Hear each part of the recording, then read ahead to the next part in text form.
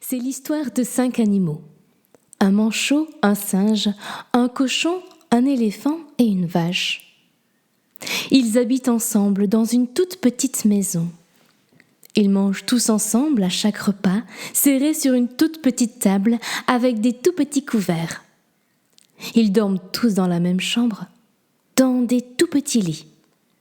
Leurs lits sont si petits que leurs pieds dépassent des couvertures constamment. Cela ne dérange pas le manchot, il a l'habitude du froid. Le singe, lui, est assez petit, juste la taille de la couverture. Par contre, le cochon, l'éléphant et la vache ont un mal fou à tenir sur ces petits lits. Mais personne ne se plaint et tous sont heureux de vivre ensemble dans cette petite maison, car ce sont 5 très bons amis. Un matin, alors que les 5 amis se réveillent, l'éléphant s'assoit sur une petite chaise de la petite table et crac! Et la brise en 1000 morceaux. Aïe, aïe, aïe, mes fesses! Encore une chose de casser. À ce rythme-là, je vais casser toute cette maison. Ne t'en fais pas, ça m'arrive tout le temps. Laisse-moi la réparer. Le cochon file à toute vitesse jusqu'au placard. Il ramène un marteau et 3 clous. Et en moins d'1 minute, la chaise est réparée. Et si aujourd'hui on partait se promener dans la forêt? Quelle idée, il fait bien trop chaud dans la forêt. Et qu'est-ce que tu aimerais voir dans la forêt? J'aimerais tellement observer le vol des oiseaux, le renard qui se tapait derrière les arbres à la recherche de sa proie. Oh oui, allons-y! L'éléphant, la vache et le cochon bondissent de leur chaise, attrapent leur manteau et partent en direction de la forêt, suivis du singe enthousiaste. Il n'y a que le manchot qui prend son temps pour se lever, et tout en boudant, il suit ses amis sur le chemin.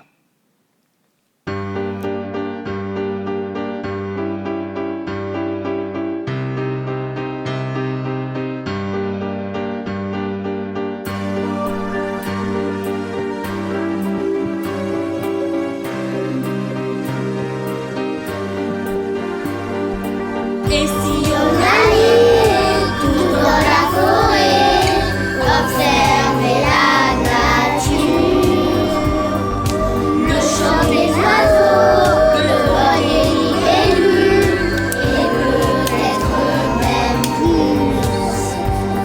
Et si on allait tout dans la forêt, observer la nature, aller toujours plus loin, découvrir ces mystères qui sont sur notre chemin.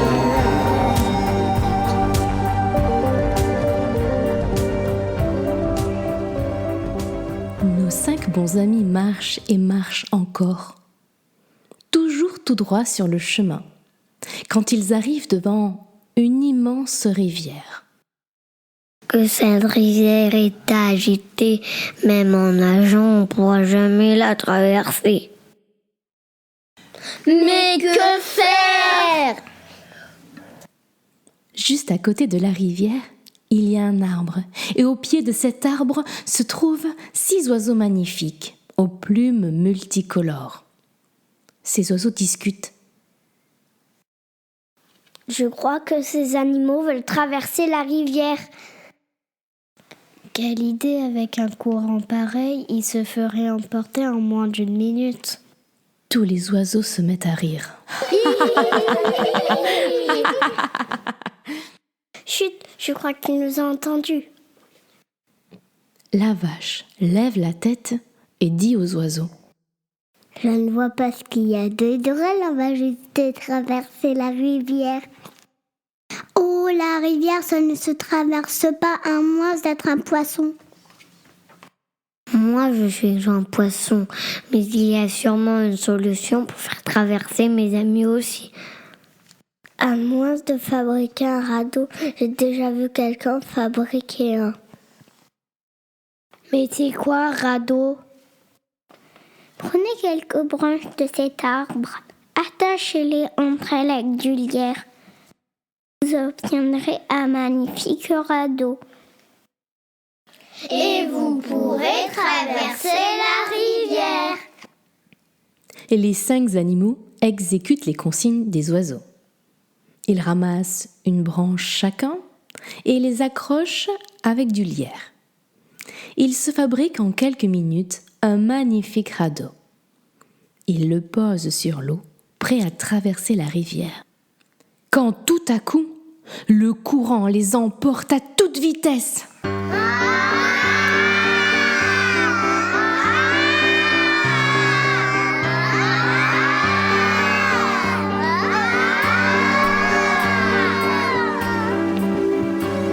Puis le courant se calme et l'eau devient paisible. Et si on allait tout dans la forêt, observer la nature, le chant des oiseaux, le voyer des lunes, et peut-être même plus.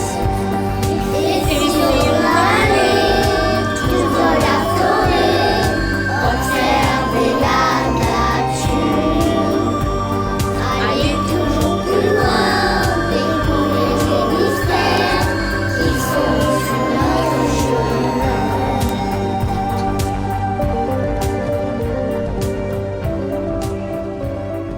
Le radeau navigue tranquillement, quand tout à coup, 3 tortues crient sur le bord de la rivière. Faites attention! Et pas au bout de cette rivière, il y a le volcan du dragon. L'éléphant, sans hésiter une seconde, saute dans la rivière et arrête le radeau, puis il dit: Alors notre chemin s'arrête ici, mes amis. Hors de question de rencontrer un dragon. Il paraît que des flammes sortent de sa bouche chaque fois qu'il respire. À chaque fois qu'il le met en colère, il fait couler la lave depuis l'intérieur du volcan jusqu'à la forêt. Tout le monde a peur de lui ici. Nous pouvons peut-être faire quelque chose. Derrière chaque couleur, il y a toujours une solution, disait ma maman. Oui, allons aider ce dragon, allez. La vache part devant, suivie de l'éléphant, du cochon, du singe et du manchot qui dit: Il fait bien trop chaud. Quelle idée d'aller au volcan. Les tortues hésitent quelques secondes, puis elles crient: Attendez-nous, c'est dans cette direction. Le groupe change de direction et suit les tortues.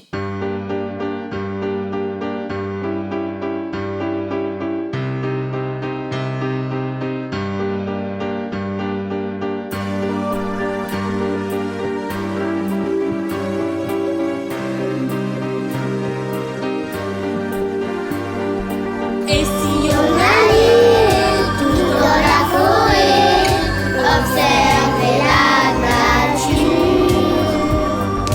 le chant des oiseaux, le voyer des lunes, et peut-être même plus.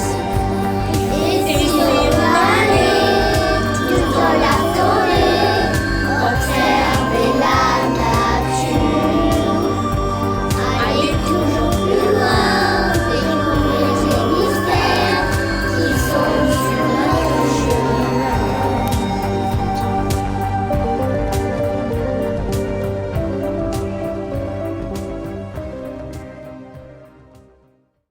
À partir d'ici, je ne connais plus le chemin. Vous vous rappelez-vous? Pas du tout. Quand tout d'un coup, au bord du chemin, les animaux voient une énorme grenouille qui croasse. Le cochon s'approche de cette grenouille, quand un loup sort de sa cachette.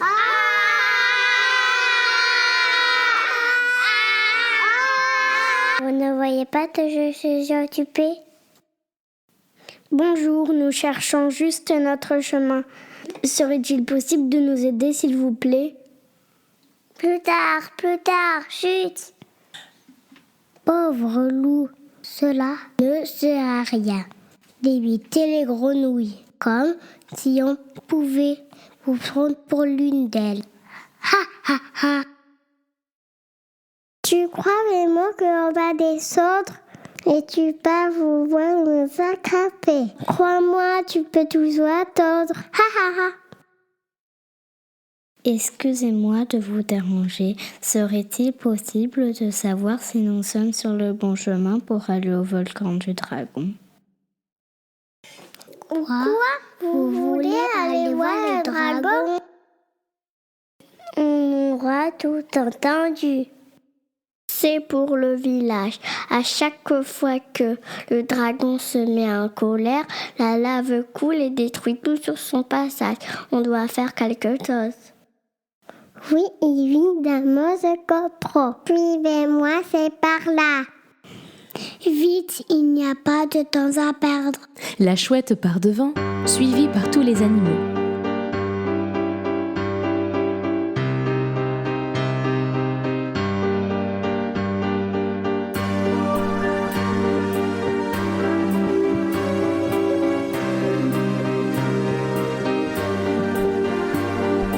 Et si on allait tout dans la forêt, observer la nature, le chant des oiseaux, le vol des libellules, et peut-être même plus.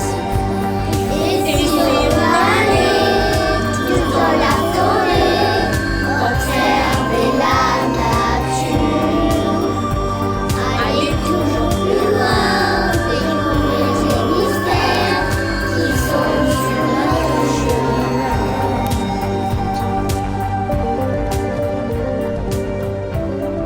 Et il marche, et il marche, et il marche tellement longtemps, jusqu'à ce que le hibou s'arrête et dise: À partir d'ici, je me rappelais plus du chemin. Tu te rappelles, toi, chouette? Pas du tout. Quand tout à coup, au bord du chemin, les animaux s'arrêtent, car ils entendent un chant mélodieux. Les animaux s'approchent, sur la pointe des pattes, et voient un cerf et une biche qui essaient désespérément d'endormir leur bébé faon, bien trop agité.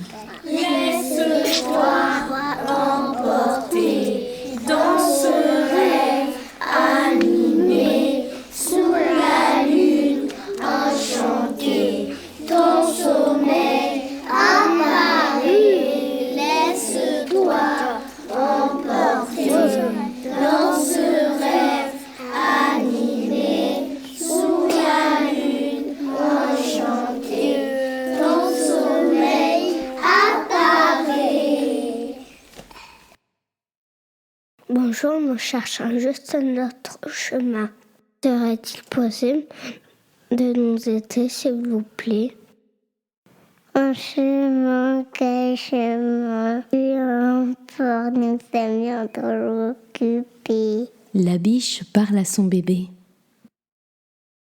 Notre petit, il pouvait fermer les yeux. Il pourrait partir, il pourrait déraper en un instant. Excusez-moi de vous déranger. Serait-il possible de savoir si nous sommes sur le bon chemin pour aller au volcan du dragon? Quoi? Vous voulez aller voir le dragon? Oui, voir les dragons! C'est pour le village. À chaque fois que le dragon se met en colère, la lave coule et détruit tout sur son passage. Il faut faire quelque chose. Oui, évidemment, je comprends. Suivez-moi, c'est par là. Vite, il n'y a pas de temps à perdre. Oui, je vois les dragons. La salle, il va faire plus tard. Le cerf part devant, suivi par tous les animaux.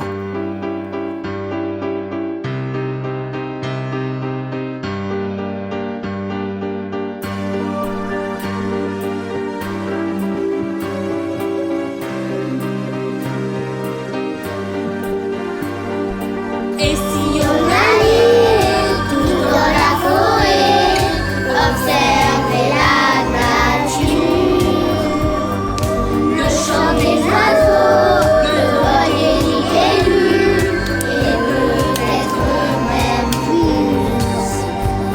Et si on allait tout dans la forêt, observer la nature, aller toujours plus loin, découvrir ces mystères qui sont sur notre chemin. Et il marche tellement longtemps, jusqu'à ce que le cerf s'arrête et dise: À partir d'ici, je me rappelle plus du chemin. Tu t'en rappelles, toi, biche? Pas du tout. Quand, à ce moment-là, il voit un renard au bord du chemin. Caché derrière un buisson, il attend patiemment que les lapins sortent du terrier pour enfin les attraper et les croquer. Bonjour, nous cherchons juste notre chemin. Serait-il possible de nous aider, s'il vous plaît? Un chemin. Quel chemin? Je ne voyais pas les yeux occupés. À ces mots, les lapins sortent un par un du terrier, prêts à partir se promener. Une fois sortis, ils voient le renard et se cachent tous derrière les animaux, pour que le renard ne puisse pas les attraper. Excusez-moi de vous déranger. Serait-il possible de savoir si nous sommes sur le bon chemin pour aller au volcan du dragon? Quoi? Vous voulez aller voir le dragon? C'est pour le village. À chaque fois que le dragon se met en colère, la lave coule et détruit tout sur son passage. Il faut faire quelque chose. Évidemment. Je comprends. Et moi, t'es pas là. Vite, il n'y a pas de temps à perdre. Un lapin part devant, suivi par tous les animaux. Le renard n'est plus très intéressé à croquer les lapins. À vrai dire, il est plutôt curieux de découvrir à quoi ressemble le dragon. Est-il aussi redoutable que lui ?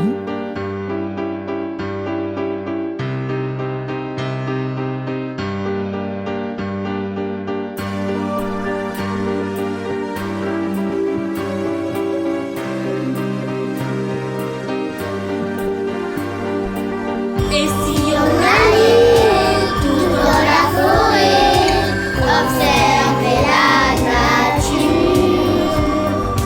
le chant des oiseaux, le vol des libellules, et peut-être même plus.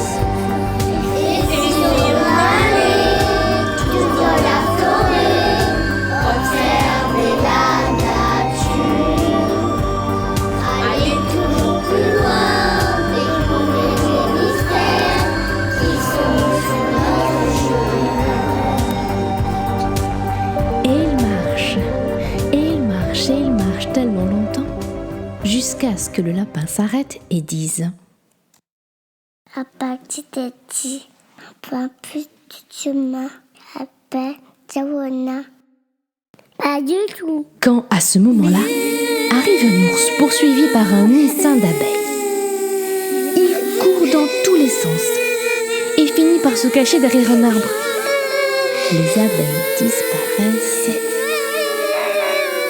tout doucement.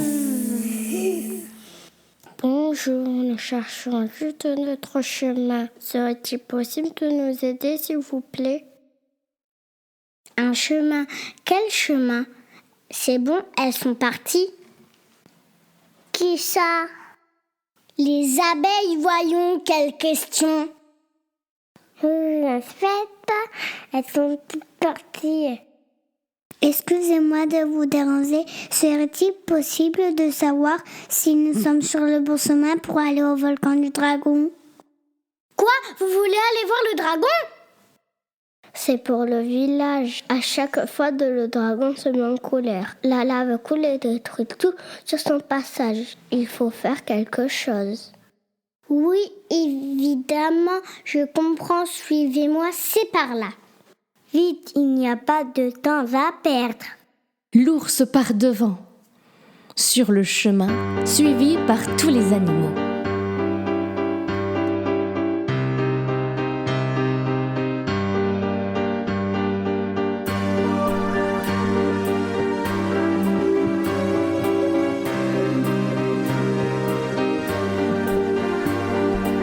Et si on allait tout dans la forêt, observer la nature, le chant des oiseaux, le vol des libellules, et peut-être même plus.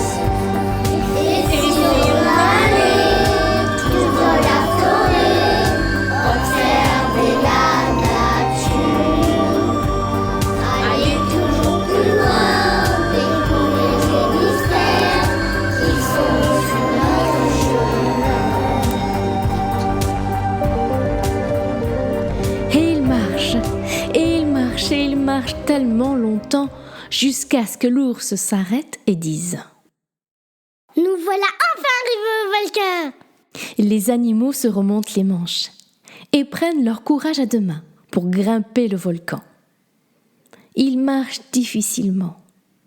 De temps en temps, ils ferment même les yeux de fatigue. Une fois arrivés au sommet du volcan, les animaux s'assoient autour de l'entrée et se mettent à parler. Comment allons-nous faire pour rentrer dans le volcan? Il fait si noir. Il fait peur et noir. Ne t'en fais pas. Nous allons passer devant avec le hibou. Nous voyons bien dans le noir, nous. Suivez-nous. La chouette et le hibou rentrent dans le volcan les premiers, suivis des oiseaux et de tous les autres animaux. Ils avancent tous serrés les uns contre les autres et marchent à petits pas dans le noir. Une fois arrivés au fond du volcan, les animaux demandent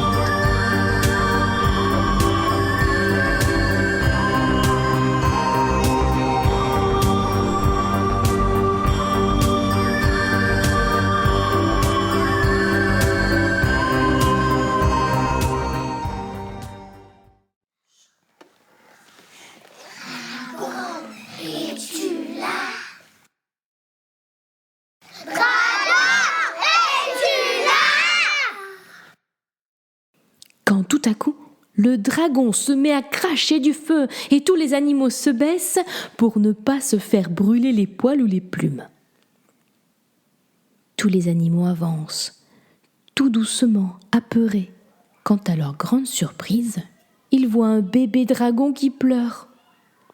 L'ours s'approche du bébé dragon et il lui dit « Mais pourquoi craches-tu du feu ?» Le dragon répond en pleurant « C'est parce que j'ai peur des dinosaures. »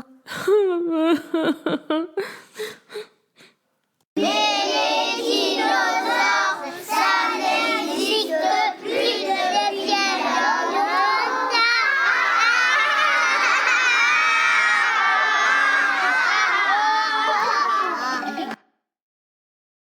À cet instant, tous les animaux se mettent à rire si fort que le petit dragon pleure encore plus fort.